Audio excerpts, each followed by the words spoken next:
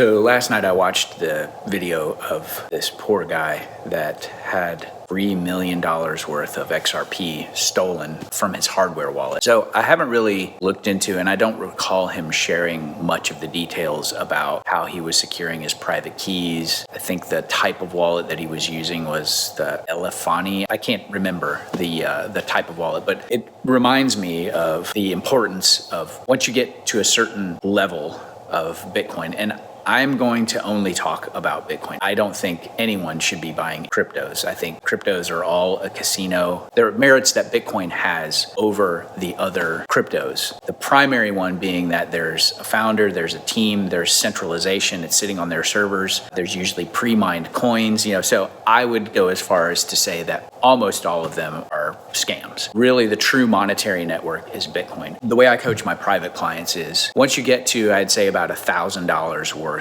of Bitcoin, you want to start employing some security measures in order to take a hold of your private keys and secure those. In summary, brief summary, stay away from the cryptos. I definitely would stay away from hardware wallets like Ledger, Trezor. I'll go into a lot more of the reasons why I don't recommend those to my clients. I would steer more towards like Cold Card, the MK4. They also have the Cold Card Q. Those are really, really solid wallets as well. Foundation Passport is also a very solid wallet. I don't want to go too far into, the reasons why those are for the purposes of this video. This is really just to kind of give you a primer.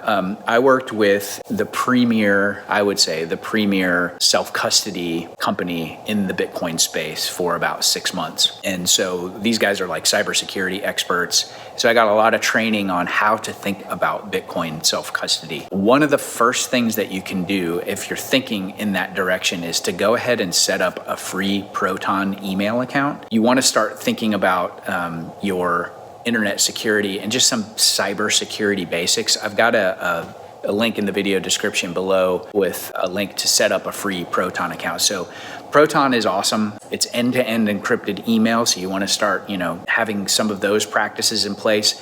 They also have a password manager that's part of that suite. So there's a bunch of different stuff in there. I'm not going to go through the whole thing. If you guys want, I'll make a video about Proton and why, I recommend using it, especially if you're a Bitcoiner, especially if you're looking at getting into self-custody. One of the things that you'll want to do when you set up your hardware wallet is obviously the hardware wallet will generate private keys. Definitely recommend generating, the 24-word seed phrase. Your private keys is basically your seed phrase or your recovery phrase. There's a lot of different terminologies that are used, which can be kind of confusing. But essentially, the reason you want to utilize a hardware wallet is to generate and secure your private keys. So the next level of security is where you generate also what's called a passkey, which is sort of like almost like a password.